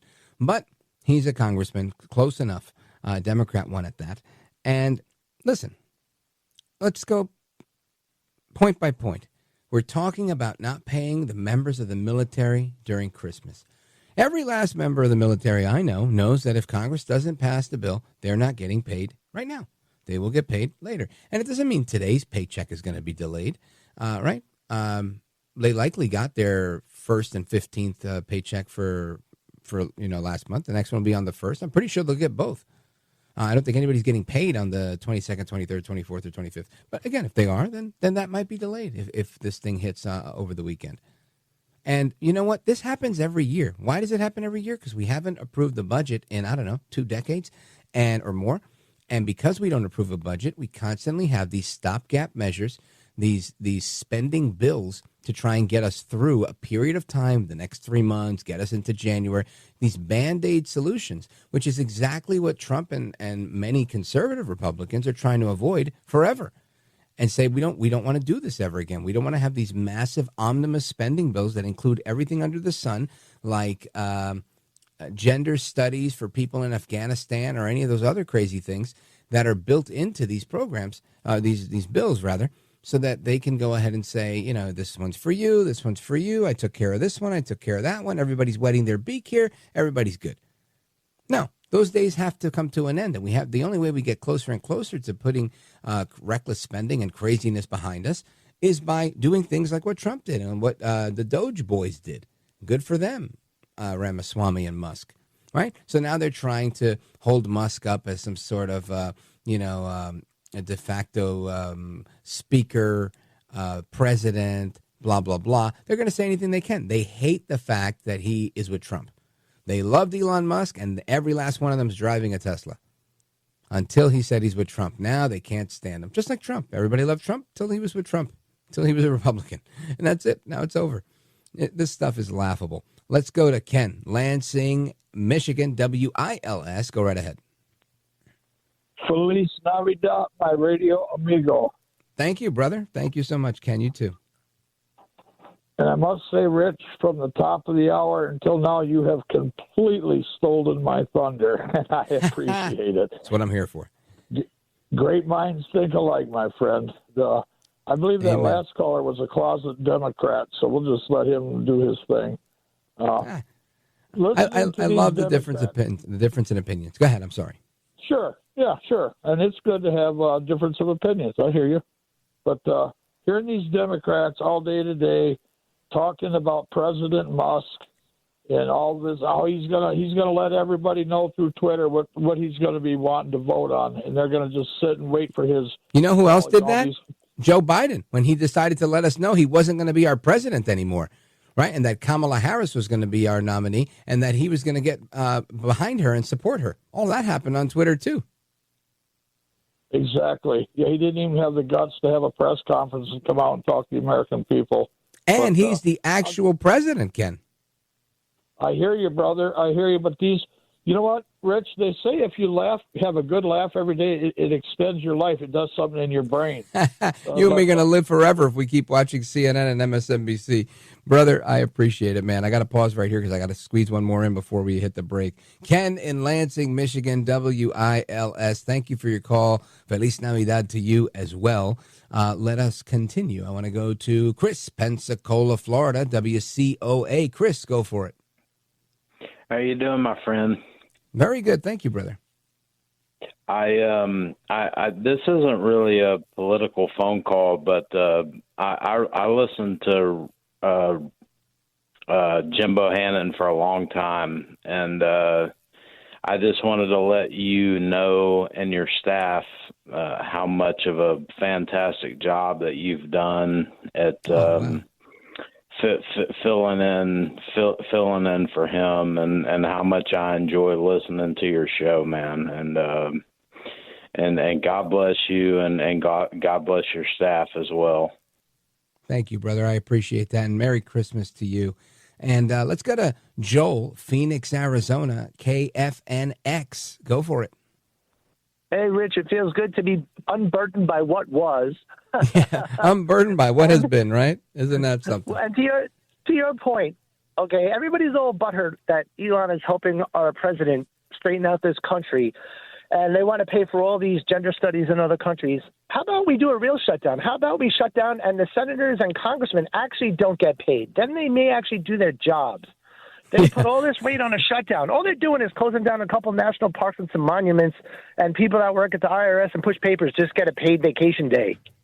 Yeah, no, listen, you're 100% right. And we've seen it time and again, and this stuff happens every year because we try these Band-Aid solutions, and usually we play nice, right? It takes somebody with courage to come in here and say, look, this stuff has to end. That's it. Ya, basta. Punto y final. You need to put an end to this type of crazy, and it may not happen today. It may not happen in the next 4 or 5 fights, but it's going to happen eventually if we keep our foot on the gas. And that's something I believe that El Trompito, Donaldus Magnus, his team, Elon Musk, Ramaswamy, the rest of them, I think they're here to do that, right? This is it. He's not lame duck. He is in his final term on a mandate. He's got a lot to prove. I thank God, I really do, for Trump's ego. I thank God that he's like, you know what? I'm not going to let these people one-up me, because he's got something to prove, and in my opinion, for all the right reasons, because he appreciates this country. He took a bullet for this thing, and he's going to see it through. And Godspeed to him. That's all I could say. Brother, thank you for your call. Joel in Phoenix, Arizona, KFNX in the building. I think I still have a minute and a half to go, so I'm going to take it. Oh, there was somebody who wanted to talk about Israel. I was really looking forward to you, but you just dropped off. Okay, we're going to go with this one here. Doug, Pittsburgh, Pennsylvania, KDKA. Go for it. Oldest radio station in the world, brother. You got it, my man. Hey, Merry Christmas to you. Hey, listen. You too, brother. Thank you. Here's the thing that's been bugging me for a long time, and the money is in politics, right? Campaign finance reform, regardless of party affiliation, 80% want it. And I can't believe people don't talk about it more. Disappointed Trump don't talk about it. You got to take the money out of it if we're going to get our. We can't really do anything about it. I think this is a Roe versus Wade type of thing. It may take 50 years for the Supreme Court to hear this again, because Roberts is still there, and Roberts essentially is the one that made this call, saying that corporations' cash equals speech. Your dollars are speech, and that was in the Citizens United case. So as long as Roberts is around, I doubt, very highly doubt, that the court will ever take this case again, because they already decided on this case. But, after the death of Roberts and there's time to bring other cases, I'm sure a future court will hear this and say, yeah, let's hear it. And maybe we'll accept your cash is your speech, but not the cash of corporations and whatnot. And this is where, you get all this money that enters the situation. I'm not necessarily against the money, but I am against the tyranny, right? And this is why we have the Electoral College. If you have a state with more people, like California or New York, how unfair and biased would an election be if it was solely based on the votes of the people in those larger states, right? You would outweigh any small conservative state with a big liberal state, and that's unfair, and vice versa would be true. So obviously, this is why I think you don't want to create a system where the richest guy is the only guy that gets elected, and this would be a case, in against that, right? Saying you got a billionaire president, one of his top supporters is the richest man on the planet, and that goes to make that case. Now, I'm not making that case. I think that there's plenty of billionaires to go around, and it just happened to be Trump ran an amazing campaign. He's a remarkable candidate. I think Van Jones said it best when he said the guy's a phenomenon. I agree with him, and I think guys like Musk see that. But in my opinion, you still want to have something that equalizes the playing field, matching funds, something so that the small guy can potentially run against the big guy. In many cases, Trump was the small guy. Even though he was a billionaire and even though he was Trump, he was up against Kamala's $1 billion fundraising campaign, right? I mean, that's massive. I think she raised more money than anybody ever, like on the planet and at any time in history.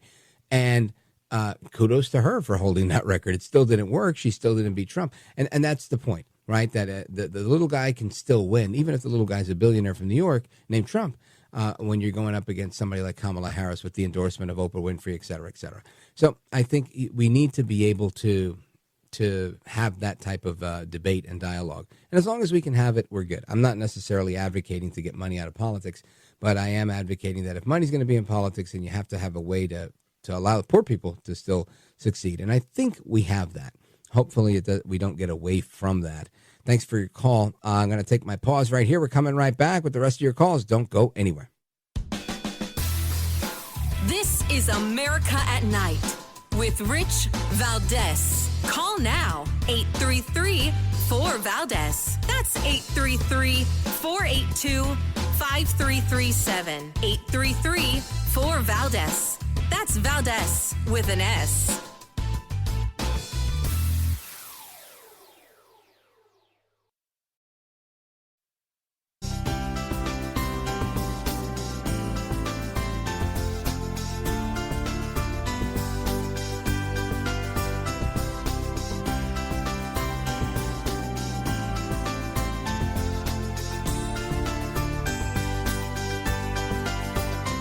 Now, 833-4VALDEZ. That's 833-482-5337.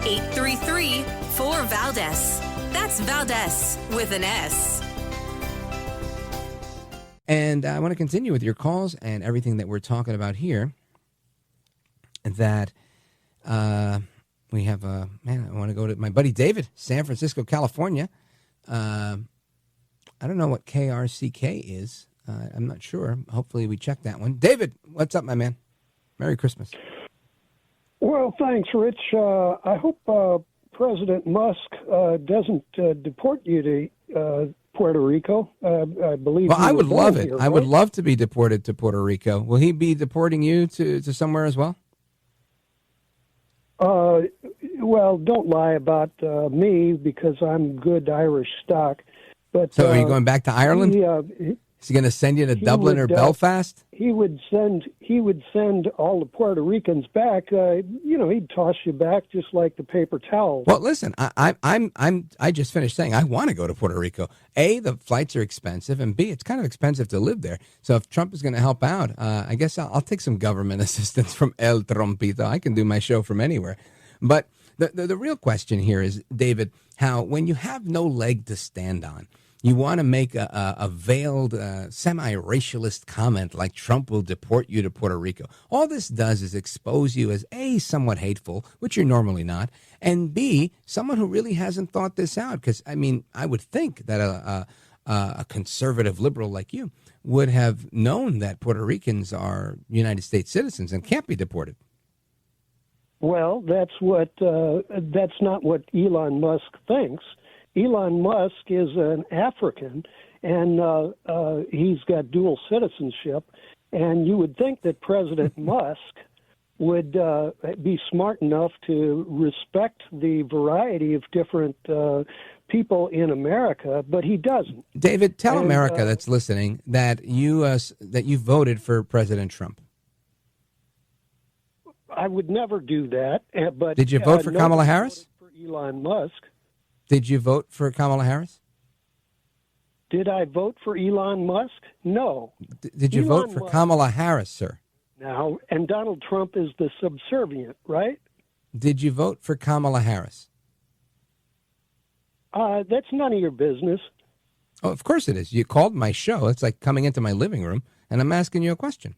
I know that you're a man. You're a stand-up man, and you're going to answer it. Get out of here. You're such a lying phony. Come on, David. Be a man. I haven't lied yet. I said I would happily be deported to Puerto Rico. Now I'm telling you to be a man and say that you voted for Kamala Harris. Do you seriously think that Donald Trump would... I seriously think that the American people that are listening right now really need to know the type of individuals that supported Kamala Harris. The same way that she lost this campaign, you are losing your scruples and your marbles in this small interaction with me. You're losing a battle with the truth, and it doesn't bode well for you, David. Hasta la vista. Merry Christmas. I'll be right back. This is America at Night with Rich Valdez.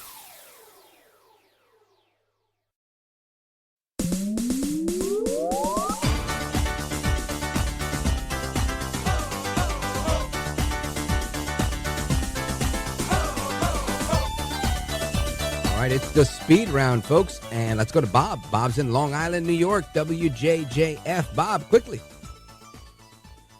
You got it. You know, the Dems remain in denial, and they're having a petulant temper tantrum. So once again, they resort to their fear-mongering and their over-the-top lies playbook. The people's mandate is to stop the inflation causing government spending pork barrel money. If the government needs to shut down for them to understand that, then so be it. Amen. I agree with that 100%. And that's why I'm there to support the government shutdown, because I don't work for the government. And everybody that does work for the government knows that's a possibility that could occur. Bob in Long Island, New York, WJJF. Shout out to everybody that's out there on Long Island Sound, Connecticut, and that whole area. I appreciate you. Doug in Polo, Illinois, WLS. Robert, Frank in Evergreen, Frank in Cumberland, Paul in Boise. Thank you all. Shout out to KBOI and WCBC and KOFI and everybody, the great affiliates we have. Hasta la próxima. Until the next time, America, take care, good night, and God bless you. I'm Rich Valdez.